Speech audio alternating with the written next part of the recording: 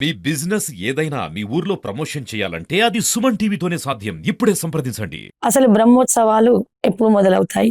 ఈ నెల 10వ తారీఖు ఫాల్గుణ శుద్ధ దశమి రోజు మొదలవుతాయి. దేవుడు వెంకటేశ్వర స్వామి, ఉగ్రనరసింహ స్వామితో పాటు పుట్ట బంగారం అని వెళ్తాడు. పుట్ట బంగారం అనేది ధర్మపులో చాలా విశేషమైనటువంటి ఒక పండగ. స్వామి వెంట పురజనులందరూ, బ్రాహ్మణోత్తములందరూ వేద పడడంతో స్వామివారు జమ్మిగద్ద దగ్గరికి ఆ చివరి వరకు వెళ్ళి అక్కడ పాము తయారు చేసిన పుట్టలతోని ఆ పుట్ట బంగారాన్ని తవ్వుకొని వస్తారు.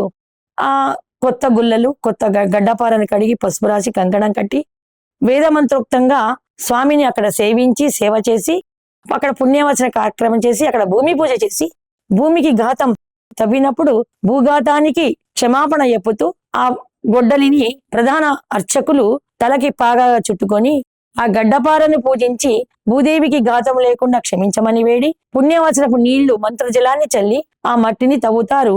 ఒక చిన్న అంచెడు తవ్వుతారు. అది తెచ్చి మళ్ళీ స్వామివారి సేవ దగ్గర ఉంచి పసుపు కుంకుమ మామిడాకు నీళ్లు పుణ్యవచనపు నీళ్లు చల్లి దానికి ముమ్మారులు తల మీద ప్రధాన అర్చకులు తల మీద పెట్టుకొని స్వామి యొక్క సేవకు ముమ్మారులు ప్రదక్షిణ చేసి ఆ మట్టిని తెచ్చుకొని మళ్ళీ ఉస్క స్తంభం దగ్గర ఆ మట్టిని పెట్టి తలా ఇంత ప్రసాదంగా పంచుతారు. అక్కడ తవ్విన మట్టిని చాలా మంది రైతులు, వ్యాపారస్తులు అందరు కూడా అన్ని వర్ణాల వారు వ్యాపారాలు చేసుకునే వాళ్ళు కూడా ఆ బంగారాన్ని చాలా పదిలంగా బంగారంగా తెచ్చుకుంటారు. బంగారము అంటే ఇక్కడ పూర్తి మేలిమి బంగారము, పసిడి నగలు చేసుకునేది కాదు.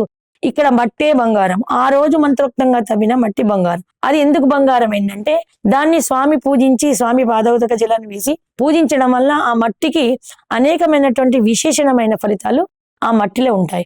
ఏమేమి ఉంటాయి అంటే కొత్తగా దంపతులైన వాళ్ళకి సంతానం కానప్పుడు, సంతాన ఆపేక్షలైన వాళ్ళు, సంతానం ఆలస్యంగా అయిన వాళ్ళు ఆ మట్టిని కొంచెం తీసుకుని వెళ్ళి మగపిల్లలైతే చెవుల వెనక భాగానికి, ఆడపిల్లలైతే గర్భాశయానికి అంటే బొడ్డుకు చుట్టుగా రాచుకోవడం వల్ల లోపల ఉన్నటువంటి నాడీ మండలం గర్భాశయం రియాక్ట్ అయ్యి చక్కగా సత్సంతానాన్ని త్వరితగతిన పొందుతారు.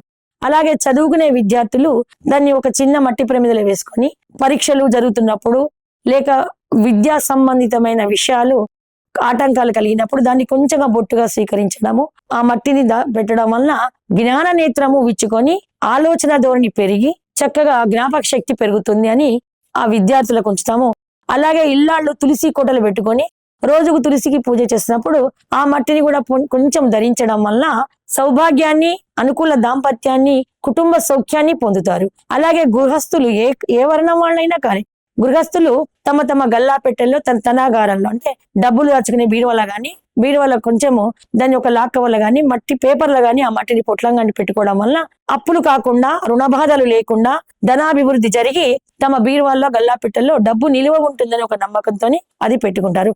అలాగే వ్యవసాయదారులు ఆ మట్టిని నీళ్లలో కలిపి ఆ నీళ్ళని తమ పొలంలో చల్లుకోవడం వలన దైవ ప్రక్షాళనంతో పవిత్రమైనటువంటి ఆ పాదోదకం వలన పవిత్రమైనటువంటి ఆ మట్టి ఆ మొత్తానికి ఆ వ్యవసాయంలో భూమిలో ఉన్నటువంటి కీడ పురుగులను నశింపజేసి వ్యవసాయ ఉత్పత్తులను అత్యధికంగా అభివృద్ధి చేస్తుంది. కాబట్టి రైతులు చల్లుకుంటారు.